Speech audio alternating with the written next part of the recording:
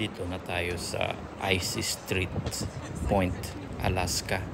Dito natin matatanaw yung yellow na dagat na nagyayelo at saka yung glacier na napakaganda tingnan. Kita mo yung may glacier dito, parang forma niya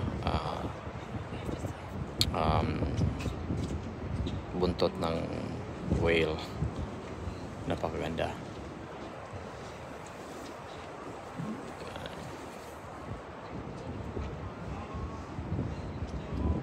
Ganda dito ng mga glacier dito.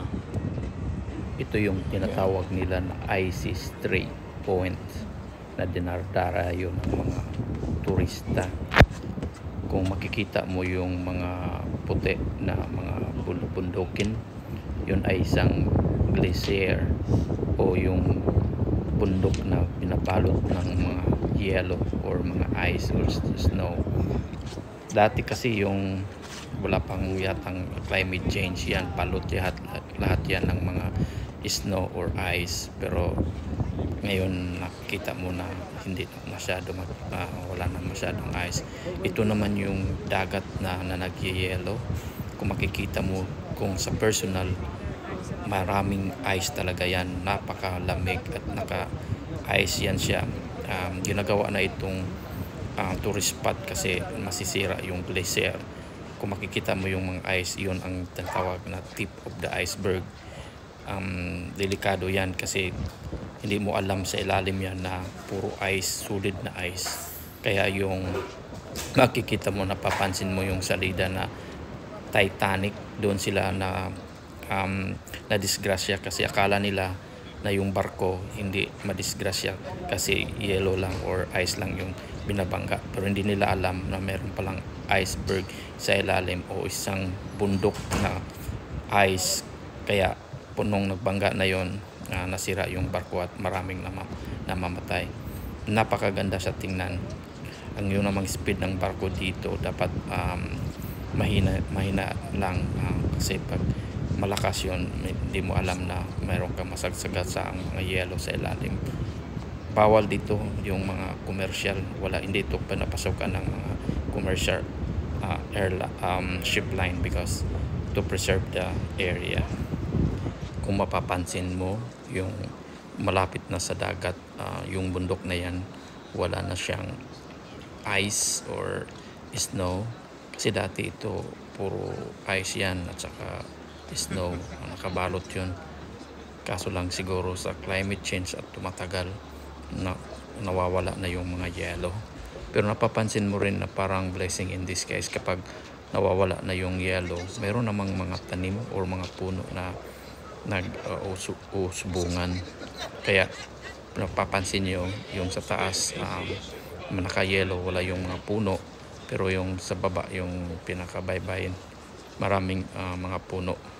Yun lang kasi pag mayroong tayong climate change, nawawala yung ice or yung snow, pero meron na namang mga puno na tumutubo.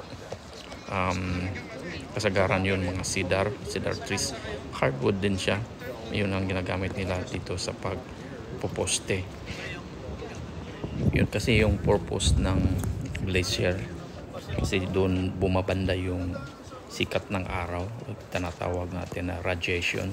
Yun ang nagpo-protect sa atin ng radiation or UV, ultraviolet rays. Kaya kailangan talaga natin na mayroong glacier para hindi tayo masunog or hindi tayo madisgrasya sa init ng araw. At makikita mo naman yung mga dagat dito, ang daming mga iceberg kasi yung iceberg galing yan sa glacier. Mayroon siyang mga different kind of shapes at different kind of colors. Napakaganda siya tingnan, pero hindi mo masasabi kasi yung tinatawag na tip of the iceberg kasi sa ilalim pala yan malaking bloke ng ice. Kaya pag mabangga mo yan, doon na disgrasya yung barko na Titanic. Kung ma-remember mo, marami ng version yun na salida, mayroong mga love story, at saka mayroong may ding disgrasya doon, maraming namamatay kasi nalunod yung barko. Yun ang pinakamalaking barko nung panahon na yun, yung taon na yun. Ngayon mas malaki na yung mga barko na ginagawa nila, kaya makikita mo yan sa gilid, minsan sa gitna makikita mo na napakamaraming iceberg dito. Ayan, tingnan natin. O yan, makikita mo yan, yan yung mga iceberg na tinatawag. May palutang-lutang dito sa gitna ng dagat.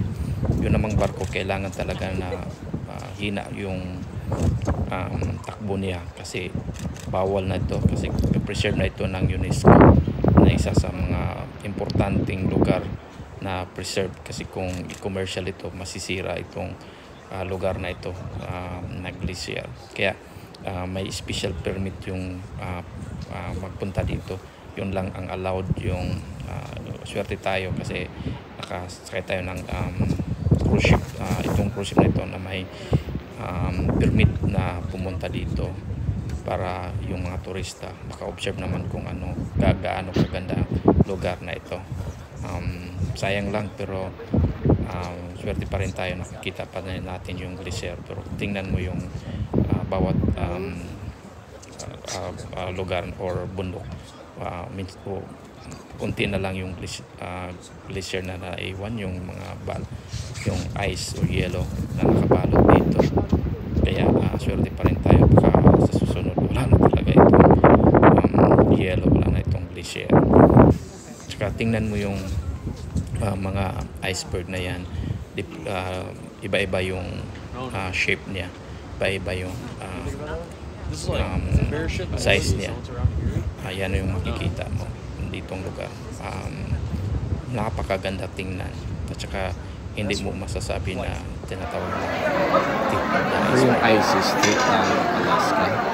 So makikita mo yan yung glacier at saka kapal na ice na dagat. Dito iikot yung barko.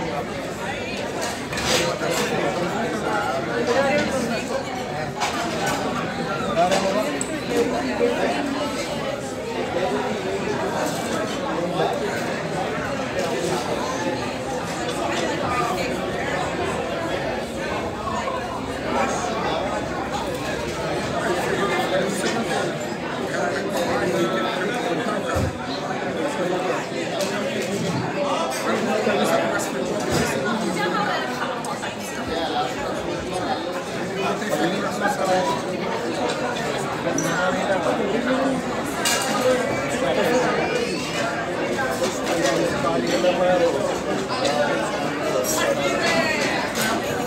yung ice street.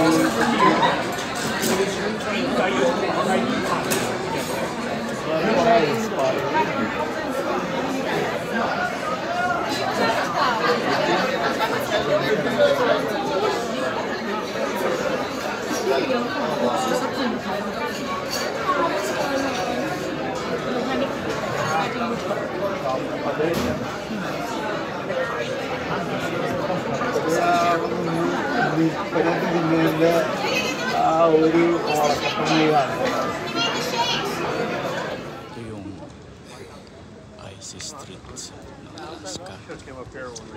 Sinukita natin dito yung mga icebergs, glacier. Napakaganda tingnan.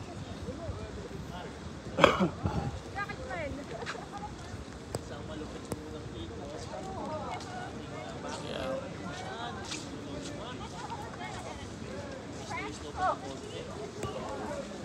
Kita natin.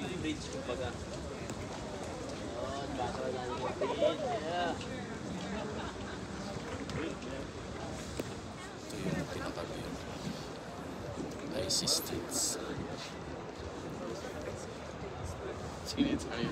Little ice cube. This is bigger.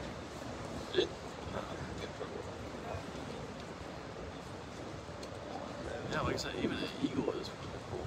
I mean, I can't knock what we got. This is pretty darn cool. yeah. I just really want to see a bear and an otter. I don't think you're gonna see a bear in the water. There's No, not on quite the- enough ice for a polar bear. Even if I just saw like a brown speck moving, even if it was just someone in a fuzzy coat, I'd be like, there. I saw one. I saw one. Bigfoot.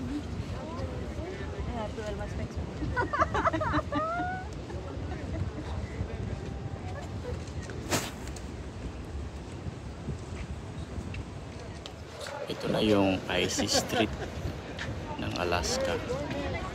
Saka yun ang glacier.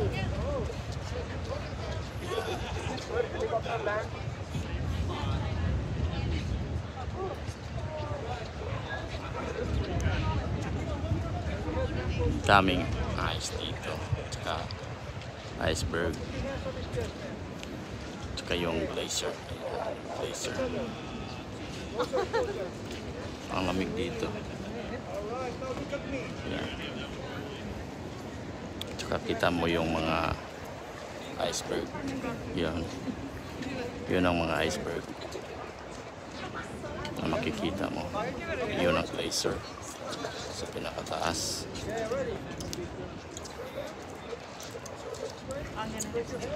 Tsaka yung mga ice na nabaga. Alright, good job. What's your number, please? Thank you. Yan. Have you seen it? It hit? Yeah, with that, nothing happened. Nothing happened? It's really solid, huh? That one is big.